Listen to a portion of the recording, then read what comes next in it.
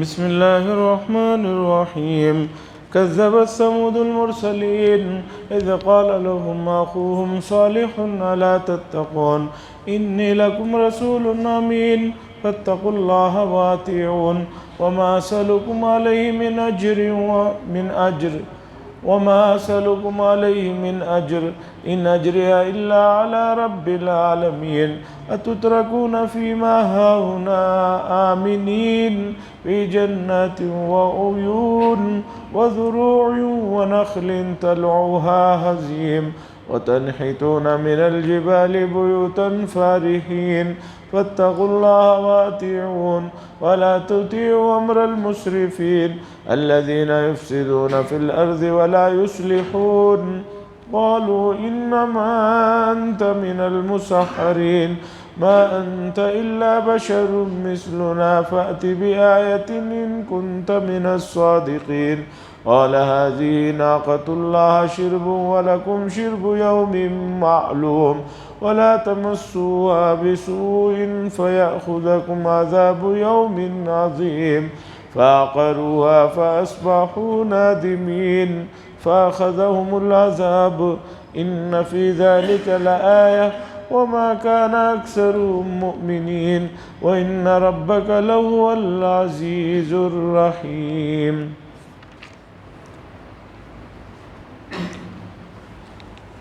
حضرات، سورہ شعراء میں کئی انبیاء علیہ السلام کے واقعات کو اللہ تبارک و تعالیٰ نے بہت زیادہ نہ تفصیل ہے اور نہ بہت زیادہ مختصر ہے، ایک خاص پیرائے میں اللہ نے ذکر فرمایا کہ دیکھیے اے نبی صلی اللہ علیہ وسلم، آپ سے پہلے یہ مشہور انبیاء گزرے ہیں اور ان کی قومیں جہاں آباد تھی وہاں مکے والوں کا آنا جانا ہوتے رہتا ہے۔ قوم سمود ہو، قوم عاد ہو، قوم لوط ہو، اسی طرح دوسرے انبیاء، یہ ملک شام اور اسی طرح یمن کا علاقہ ہے، عراق کا علاقہ ہے، یہ تمام علاقوں میں اہل مکہ ان کا سفر ہوتا تھا سال میں ایک مرتبہ اہتمام کے ساتھ تجارت کی غرض سے۔ تو آج بھی وہاں پر ان گزرے ہوئے قوموں کے گھرے اور ان کی آبادیاں اور ان کے نشانات موجود ہیں۔ خاص طور پر حضرت صالح علیہ السلام، جنہیں اونٹنی کا معجزہ دیا گیا تھا، مدینہ منورہ سے 400-450 کلومیٹر کے فاصلے پر وہ بستیاں آج بھی موجود ہیں۔ اور اسی طرح قوم عاد، جن کی طاقت کا ذکر ہوا، وہ ملک یمن کے علاقوں میں رہتے تھے، وہاں پتھروں میں بنائے ہوئے گھر آج بھی موجود ہیں۔ اب الحمدللہ سعودی عرب کو کوئی عمرے کے لیے جائے، پہلے ایسا ہوتا تھا کہ عمرہ کرنے کے بعد مدینے سے واپسی ہو جاتی تھی، کہیں آگے پیچھے جانے کی اجازت نہیں ہوتی تھی۔ اب کچھ نئے ویزا پرمٹ ایسے مل رہے ہیں جس سے آپ ان تمام علاقوں میں، مدینہ منورہ سے آگے خیبر کا علاقہ ہے جہاں سے یہودیوں کو نکالا گیا تھا، اسی طرح مدین صالح کا علاقہ ہے، ادھر ریاض کا علاقہ ہے، ان تمام علاقوں میں آدمی جا سکتا ہے، طائف جا سکتا ہے، اور وہ تمام چیزیں جو تاریخی ہیں انہیں دیکھ کر جو ہے آنا چاہے تو آ سکتا ہے۔ گزشتہ مجلس میں حضرت ہود علیہ السلام کا تذکرہ چلا تو اللہ تعالیٰ نے نبی کے ذریعے سے جو خصوصی نعمتیں اس قوم پر اللہ نے کی اسے گنوایا کہ دیکھو ہم نے تمہیں اتنی طاقت اور قوت بخشی اور اتنے اچھی صحت دی قرآن کے بقول، پھر قوم عاد کے بعد اتنے اونچے لمبے اور تندرست لوگ پھر اللہ تعالیٰ نے نہیں پیدا فرمائے، بلکہ بعض اسرائیلی روایتیں تو ایسی ہیں کہ ہنسی بھی آتی ہے اور ان کی حماقت پر، بیوقوفی پر، اور سوچنا بھی پڑتا ہے کہ یہ کتنے بدھو لوگ ہیں۔ بعض اسرائیلی روایتوں میں آتا ہے کہ قوم عاد کے لوگ بہت لمبے اونچے تھے، یہ تو معلوم ہے لمبے اونچے تھے، اور سب سے لمبا قد حضرت آدم علیہ السلام کا تھا۔ حدیثوں میں آتا ہے کہ 60 ذراع لمبے تھے، یہ ذراع اسے کہتے ہیں، یہاں سے یہاں تک کو ایک ذراع کہا جاتا ہے، کہ آدم علیہ السلام کا قد 60 ذراع تھا، 60۔ اب سوال یہ بھی آتا ہے کہ یہ نارمل ہمارے ہاتھوں سے 60 ہے یا ان کے جتنے لمبے رہے تو پھر ان کے 60 ہوں تو جتنے۔ بہرحال سب سے لمبا قد حضرت آدم علیہ السلام کا ہے، پھر قد کمزور ہوتے چلے گئے، ہر چیز جو ہے کم ہوتی چلے گئی۔ تو اسرائیلی روایتوں میں ہے کہ قوم عاد کے لوگ اتنے لمبے اونچے ہوا کرتے تھے کہ سمندر سے مچھلی کو پکڑتے تھے اور جو ہے ایک ہاتھ سے اوپر سورج کو دکھاتے، اور وہ جو ہے گرمی سے جو ہے مچھلی بھونی جاتی تھی پھر کھا لیتے تھے۔ ان لوگوں کو نہیں پتا تھا کہ بھی آسمان کتنی اونچائی پر ہے، سورج کتنی اونچائی پر ہے، اتنے لمبے کا تصور نہیں۔ آدمی مبالغہ کرتا ہے تو اتنا مبالغہ کرنا چاہیے کہ جو عقل میں بھی سمجھ میں ہے، کہ سمندر کے اندر آدمی اترا ہے، مچھلی پکڑا ہے، ادھر سورج کو دکھایا، بھون لیا اور کھا لیا۔ یہ اسرائیلی روایتیں، اسرائیلی روایتیں بہت سی تفسیروں میں اور اردو کی کتابوں میں آ گئی ہیں، بلکہ بہت سی کتابیں پرانی اردو کی ایسی ملیں گی کہ جس میں آدم علیہ السلام کو بہکانے کے لیے ابلیس جنت میں سانپ کی شکل میں داخل ہوا، تصویریں بنی ہوئی رہتی ہے۔ اور براق کی تصویر تو ہم نے بہت سے گھروں میں دیکھا، ابھی بھی پرانے گاؤں دیہاتوں کے گھروں میں دیکھا ہوگا کہ ایک گھر میں ایک تصویر ہوتی ہے، گھوڑے کی شکل ہوتی ہے، سامنے ایک جو ہے ایک لڑکی کی تصویر ہوتی ہے، پر لگے ہوتے ہیں، نیچے لکھا ہوا رہتا ہے یہ براق تھا رسول اللہ صلی اللہ علیہ وسلم جس پر معراج میں تشریف لے گئے تھے۔ یہ سب کوئی چیزیں نہیں ہیں، بہت سی چیزیں آج پھر جو ہے جو پہلا زمانہ تھا پھر جو ہے لوٹ کر آ رہا ہے، پھر اس طرح کی چیزیں بہت سی گردش کر رہی ہے۔ خاص طور پر حج کے ایام میں دیکھتا ہوں ہر سال کہ روضے پاک کی تصویر بول کر، مدینہ منورہ میں رسول اللہ صلی اللہ علیہ وسلم کا جو روضہ ہے اس کی تصویر بول کر ایک بہت بڑی اندر جو ہے مزار بنی ہوئی ہے اور چیزیں رکھی ہوئی ہے، واٹس ایپ میں گردش کرتی ہے، اور بھیجنے والے یہ سمجھتے ہیں جتنے زیادہ لوگوں کو بھیجوں گا اتنا ثواب ہے۔ وہ جو تصویر گردش کرتی ہے وہ روضے کی نہیں ہے، وہ علامہ جلال الدین سیوطی، علامہ رومی کے مزار کے تصویر ہے، اس لیے کہ روضے پاک کے اندر کی کوئی تصویر کسی کے پاس نہیں ہے۔ روضے کے ساتھ جو دیواریں اٹھائی گئی ہیں وہ زمین کے نیچے بھی بہت گہری ہیں، بہت موٹی ہیں، اور اوپر تک جس پر وہ گنبد خضرا بیٹھا ہوا ہے اس پورے راؤنڈنگ میں کہیں کوئی سوراخ یا کوئی دریچہ نہیں ہے کہ اس کے اندر کی کوئی چیز معلوم ہو، اور اسے کوئی دروازہ بھی نہیں ہے۔ 7ویں صدی ہجری میں بنا دیا گیا ہے، اس لیے اندر کے سلسلے میں کوئی بھی تصویر جو گردش کرتی ہے وہ صحیح نہیں ہے۔ تو بہرحال کوئی بھی چیز آئے تو اسے تحقیق کرنا چاہیے۔ خاص طور پر اللہ تعالیٰ نے ذکر فرمایا کہ حضرت ہود علیہ السلام کی قوم بہت طاقتور تھی، مضبوط تھی۔ اللہ نے فرمایا تبنون بکل ریع آیۃ تعبثون، تم لوگ جو ہے ہر اونچائی پر جو ہے ٹیلوں پر عمارت بناتے ہو اور بیکار میں اس میں لگے رہتے ہو، اور جو یہ تم مضبوط عمارتیں بنا رہے ہو لعلکم تخلدون، کیا تم اس میں ہمیشہ رہو گے؟ اتنی مضبوط جو عمارتیں بنا رہے ہو کیا تمہیں اس میں ہمیشہ رہنا ہے؟ ہمیشہ تو رہنا نہیں ہے۔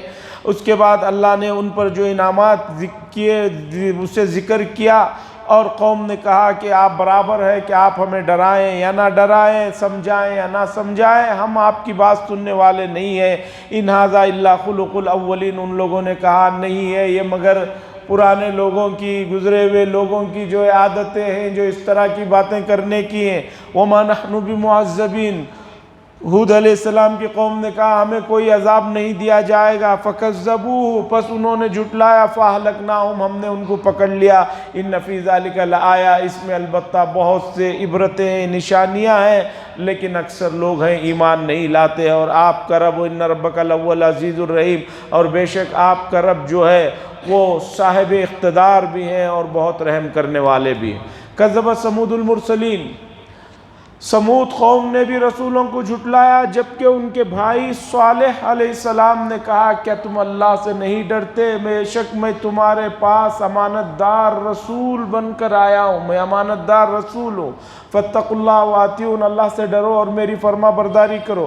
وما اسألکم علیہ من اجر، اور میں اس چیز پر تم سے کوئی اجرت بھی نہیں مانگتا، تم سے کوئی جو ہے کھانے پینے کی چیز بھی نہیں مانگ رہا ہوں، جو اچھی باتیں بتا رہا ہوں۔ ان اجری الا علی رب العالمین، بے شک میرا اجر اور میرا یہ سب کچھ جو ہے اس عالم، اس پالنہار کے ذمے ہے جو تمام جہانوں کا پالنہار ہے۔ اتترکون فیما ہاہنا آمنین، حضرت صالح علیہ السلام نے کہا چونکہ یہ قوم سمود کے بعد کی قوم ہے، قوم عاد کے بعد کی قوم ہے، یہ قوم بھی پچھلی قوم کی طرح اتنی تو نہیں، اس سے تھوڑا سا کم مضبوط تھی، ان کا کام بھی بڑی بڑی عمارتیں بنانا۔ اتترکون فیما ہاہنا آمنین، حضرت صالح علیہ السلام نے کہا کیا تم لوگ یہ سمجھتے ہو کہ تم یہ جو بنا رہے ہو گھروں کو، اس میں تمہیں ہمیشہ رہنے دے دیا جائے گا؟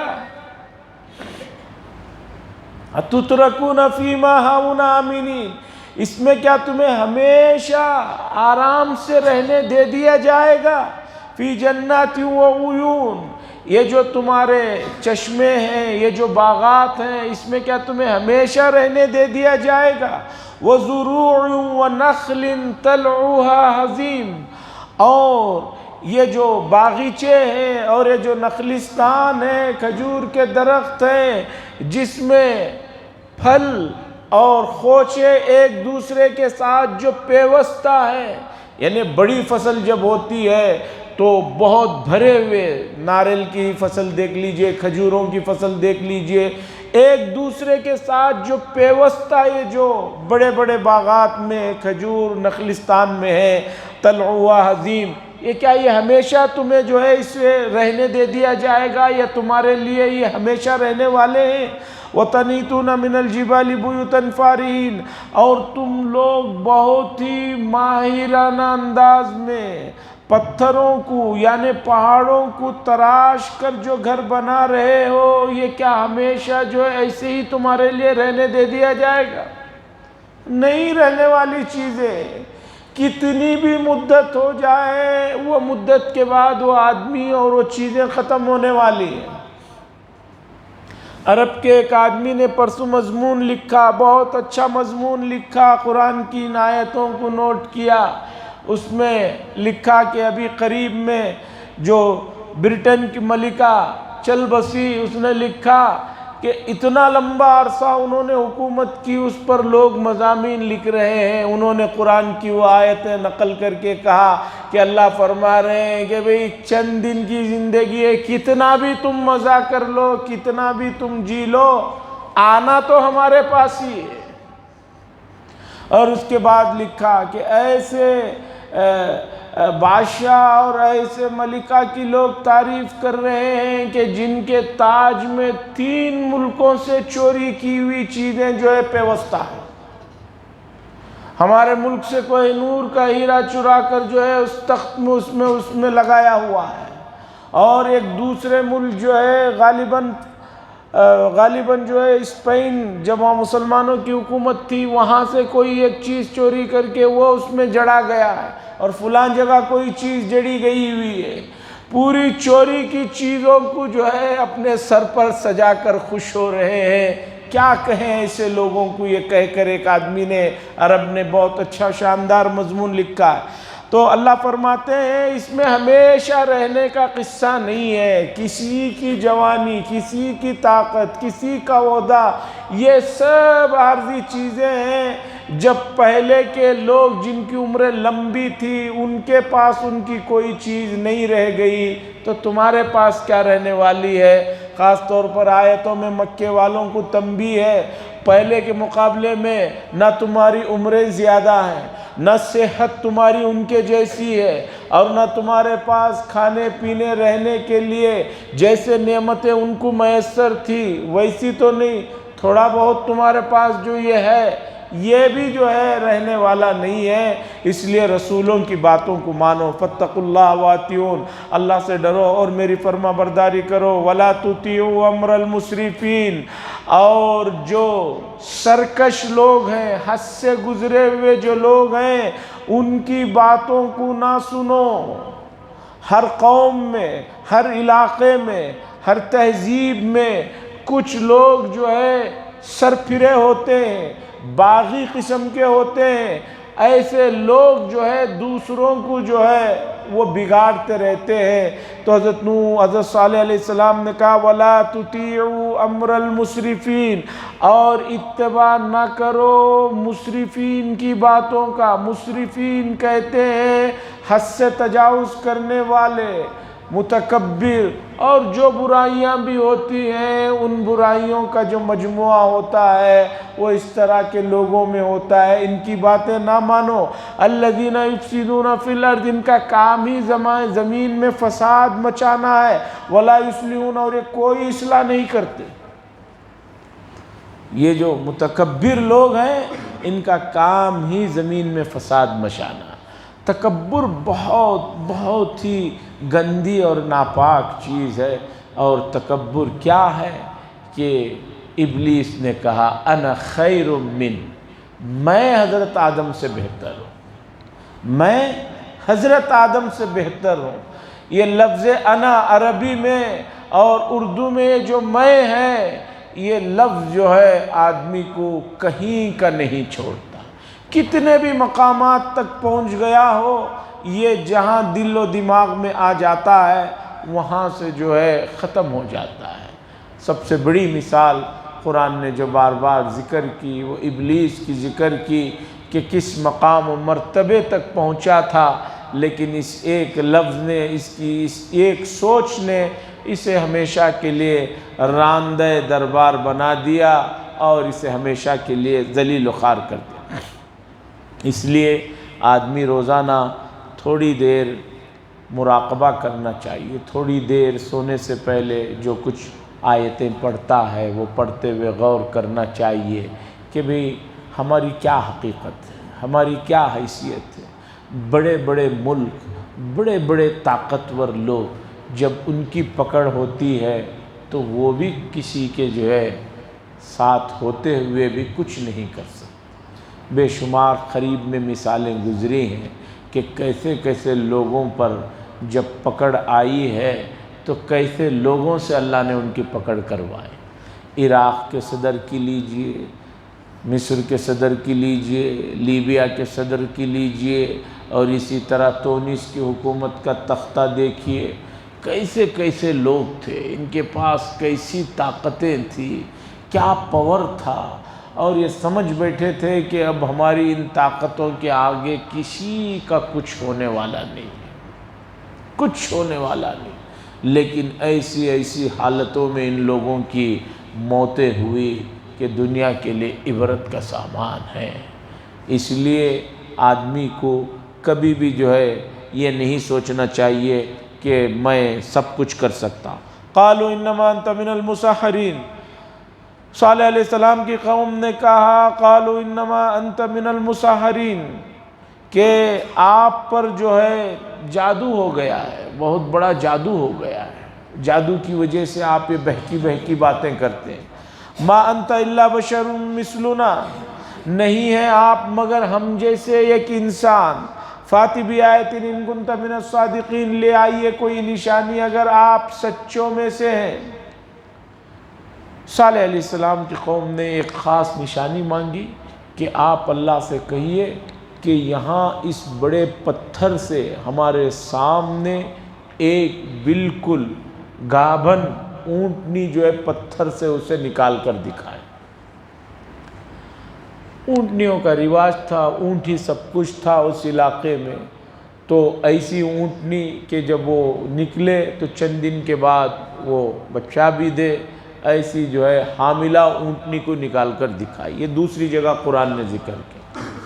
صالح علیہ السلام نے کہا تم جو نشانی مانگ رہے ہو میں اللہ سے فرمائش کروں گا، وہ معجزہ ہو جائے گا، لیکن اس کے بعد دو باتیں ہیں۔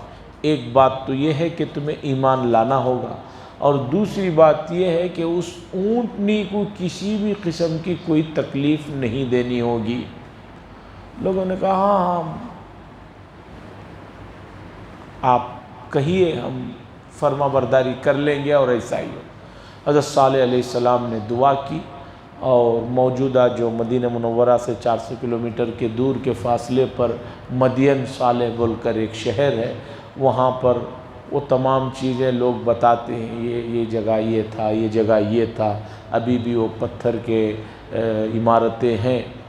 صالح علیہ السلام کے کہنے پر اللہ نے معجزے کے طور پر پہاڑ سے ایک اونٹنی کو ان کے لیے نازل فرمایا۔ بہت بڑی اونٹنی تھی، اور اس اونٹنی سے اتنا دودھ نکلتا تھا کہ سب کے لیے کافی تھا۔ لیکن صالح علیہ السلام نے کہا کہ دیکھو یہ بڑی اونٹنی ہے، یہ ایک دن پانی پیے گی، جس دن یہ پانی پیے گی اس کنویں میں تمہارے کوئی بھی جانور نہیں آئیں گے، دوسرے دن تمہارے لیے رہے گا۔ چونکہ بڑی اونٹنی تھی، بہت پانی پیتی تھی، اور صالح علیہ السلام نے کہا یہ اللہ کی طرف سے اللہ کی اونٹنی ہے، اسے ستانا مت، تکلیف مت دیں۔ لیکن قوم کے کچھ بدبختوں نے، 9 آدمیوں نے، جس کا ذکر آگے چل کر آئے گا ایک پارے میں، ان لوگوں نے حضرت صالح علیہ السلام کی اس اونٹنی کو جو معجزے کے طور پر ظاہر ہوئی تھی اسے کاٹ ڈالا، اور جو ہی اسے کاٹا حضرت صالح علیہ السلام نے کہا کہ تم لوگوں نے بہت بڑی غلطی کر دی، اب اللہ کے عذاب کو تم نے دعوت دے دی۔ اس کے بعد اللہ کی طرف سے عذاب آیا، اور عذاب جو ہے ایک خوفناک شکل کی پھنکھاڑ آواز سے تھا، اتنی خوفناک اور بھیانک وہ چیخ تھی، آواز تھی کہ اس سے لوگوں کے کلیجے پھٹ گئے، ان سے خون نکلنا شروع ہو گیا، اور پورے کے پورے ہلاک ہو گئے۔ تو یہاں پر ان کے سوال کا صرف اتنا ذکر ہے کہ بھئی ایک کوئی نشانی لائیے، اور انہوں نے اونٹنی مانگا تھا۔ حضرت صالح علیہ السلام نے کہا قال ھذی ناقۃ اللہ، یہ جو ہے اللہ کی ھذی ناقۃ اللہ، یہ جو ہے وہ اونٹنی ہے، اللہ کی اونٹنی ہے، شرب ولکم شرب یوم معلوم، ایک دن اس کے لیے پانی پینے کا متعین ہوگا، اور ایک دن دوسرے قوم کے لیے، تم لوگوں کے لیے پانی پینے کا متعین دن ہوگا۔ مدین صالح میں ایک بڑا کنواں ابھی بھی موجود ہے، اس زمانے میں سنا وہ ایک ہی کنواں تھا، اور اس ایک ہی کنویں سے قوم کی پانی کی پوری ضرورتیں پیش آتی تھی۔ اب کی طرح نہیں ہے کہ بھی ایک آدمی وضو کرے تو جو ہے 50 لیٹر پانی ختم کر دیتا ہے، غسل کرنے جاتا ہے تو 200-400 لیٹر پانی ختم کر دیتا ہے۔ اب تو پانی کا بڑا اسراف ہو رہا ہے، بہت ڈرنے کی ضرورت ہے، اللہ کی یہ عظیم نعمت ہے، پانی کو بہت احتیاط سے استعمال کرنے کی ضرورت ہے، اور خاص طور پر مساجد میں تو جس بے رحمی سے لوگ پانی کا استعمال کرتے ہیں یہ بہت ہی زیادہ جو ہے افسوس کی بات ہے۔ بیت الخلاء مساجد کے ہوتے ہیں، وہاں بھی بڑی بے رحمی سے پانی کا بھی استعمال ہوتا ہے، اور گندگی بھی بہت کرتے ہیں، اور اسموکنگ بھی کرنے کی وجہ سے بعد میں جانے والے کے لیے بہت بڑا عذاب رہتا ہے۔ تو ایک کنواں ابھی بھی وہاں پر ہے، وہ بڑا کنواں تھا، تو اس کنویں میں صالح علیہ السلام کی اونٹنی جس دن پانی پیتی تھی دوسروں کو الو نہیں تھا، لیکن قوم کے بدبختوں نے اسے قتل کر دیا۔ وَلَا تَمَسُّوهَا، حضرت صالح علیہ السلام نے کہا اسے برائی کے ساتھ مت چھونا، اس اونٹنی کو کوئی برائی مت پہنچانا۔ فَيَأْخُذَكُمْ عَذَابُ يَوْمٍ عَظِيمٍ، پس پکڑ لے گا تمہارے لیے ایک بڑا جو ہے خطرناک عذاب ایک دن۔ فَعَقَرُوهَا فَأَصْبَحُوا نَادِمِينَ، پس ان لوگوں نے، قوم صالح علیہ السلام کے لوگوں نے اس اونٹنی کو، کونچے جو ہوتے اوپر، اسے جو ہے انہوں نے کاٹ ڈالا اور کاٹا، اس کے بعد وہ اونٹنی ختم ہوئی تو بس اللہ کا عذاب آنے کے آثار شروع ہو گئے۔ فَأَصْبَحُوا نَادِمِينَ، پس ہو گئے وہ شرمندہ ہونے والوں میں تھے۔ فَأَخَذَهُمُ الْعَذَابُ، پس اسے ان لوگوں کو عذاب نے پکڑ لیا۔ کیا عذاب تھا؟ دوسری جگہ اللہ نے ذکر فرمایا ایک خوفناک شکل کی آواز تھی جس سے ان کے سب کلیجے پھٹ گئے۔ ان فی ذالک لآیہ، بے شک اس میں البتہ بہت سے عبرتیں ہیں، نشانیاں ہیں۔ وما کان اکثر مؤمنین، لیکن ان میں سے اکثر ہیں جو ایمان نہیں لاتے۔ وَإِنَّ رَبَّكَ لَهُوَ الْعَزِيزُ الرَّحِيمُ، اور بے شک آپ کا جو رب ہے، لَهُوَ الْعَزِيزُ، العزیز کے معنی ہیں بہت ہی صاحب اقتدار، بہت قوت والے۔ سوال یہ ہوتا ہے جب اللہ بہت قوت والے ہیں تو اللہ کے نافرمان جو اس طرح فرما برداروں کو، اللہ کا نام لینے والوں کو ستا رہے ہیں، دندناتے ہوئے پھر رہے ہیں، تکلیفوں پر تکلیفیں دے رہے ہیں، ایسا کیوں نہیں پکڑا جا رہا؟ اللہ فوراً دوسری صفت ذکر فرماتے ہیں، الرحیم، اللہ تبارک و تعالیٰ رحم کرنے والے بھی، ظالم نہیں ہے کہ تھوڑا سا کسی نے غلطی کی اسے سنبھلنے کا موقع ہی نہیں دیا، اسے سنبھلنے کا موقع ہی نہیں دیا، نہیں، الرحیم، اللہ جو ہے بہت رحمت والے ہیں، رحم کرنے والے ہیں، درگزر کرنے والے، اس لیے اللہ تبارک و تعالیٰ درگزر فرماتے ہیں۔ عزیزان گرامی، اس کے بعد اللہ تعالیٰ نے لوط علیہ السلام کے قوم کا ذکر فرمایا، اور ان میں جو خاص بیماری تھی وہ پہلے نمبر پر وہاں سے وہ بیماری شروع ہوئی، اور جو چیز عیب کی تھی آج دنیا میں وہ چیز جو ہے فیشن کی ہوتی چلے جا رہی ہے۔ اور مسئلہ یہ ہے کہ ہمارا ملک جو مختلف تہذیبوں کا ملک ہے، یہاں پر بھی اس طرح کی چیزیں جو ہے قانونی شکل اختیار کرتی جا رہی ہیں۔ عجیب بات یہ ہے کہ حجاب کا مسئلہ جس پر گزشتہ کئی دنوں سے پھر سپریم کورٹ میں دلی میں جو بحث چل رہی ہے، جو جج بیٹھے ہوئے ہیں انہوں نے ایک عجیب سوال کیا۔ انہوں نے کہا کہ بھئی نماز بھی تو فرض ہے، آپ لوگ نہیں پڑھتے ہیں، تو پھر حجاب کو لے کر کیوں اتنا ہنگامہ کر رہے ہیں؟ جج صاحب کا سوال ہے، وکیل پر کہہ رہے ہیں کہ نماز پڑھنا بھی تو فرض ہے لیکن تم لوگ نہیں پڑھتے ہیں، بہت سے لوگ نہیں پڑھتے ہیں، تو اسی طرح حجاب اگر فرض بھی مانو تو نہ پہنو تو کیا مسئلہ ہو جائے گا؟ یعنی سوچئے کہ ہمارے نماز نہ پڑھنے کا جو مسئلہ ہے وہ کہاں تک پھیل چکا ہے۔ اس کے بعد اسی بحث میں جج نے لائر سے، جو مسلمان لائر تھے، یہ پوچھا، گپتا کچھ جج ہیں، بڑے جج ہیں، انہوں نے پوچھا کہ بھئی یہ قرآن تو سمجھ میں آ گیا مجھے، یہ جو بار بار آپ سورت کہہ رہے ہیں یہ کیا چیز ہے؟ قرآن کی فلاں سورت میں یہ حوالہ ہوتا ہے جو ذکر کرتے ہیں، سورہ نور میں ذکر ہے، سورہ فلاں میں ذکر ہے۔ جو آدمی بیٹھے ہوئے ہیں فیصلہ کرنے کے لیے، ان کو سورت کیا چیز ہے وہ نہیں معلوم ہے اسلام کے بارے میں، اب وہ فیصلہ سنائیں گے۔ وہ پوچھ رہے ہیں کہ بھئی قرآن تو مجھے معلوم ہو گیا، سورت کسے کہتے ہیں؟